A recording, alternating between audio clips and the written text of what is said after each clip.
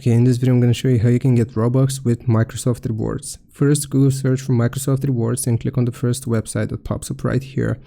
And then it's going to ask you to sign into your account. So you just want to log into your account if you haven't already. And then you will click on Visit the Rewards Dashboard. This is going to take us where we can get rewards. So I'm just going to translate this.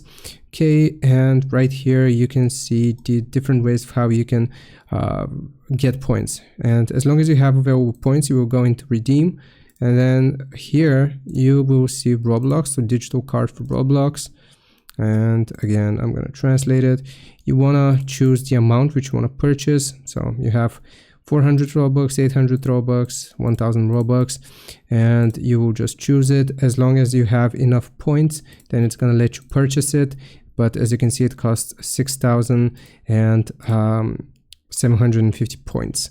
So you just want to gather that many points and you can redeem it there. It's going to give you a code and you can redeem it to your Roblox account. Hope this helps. Leave a like and sub. I'll see you next time.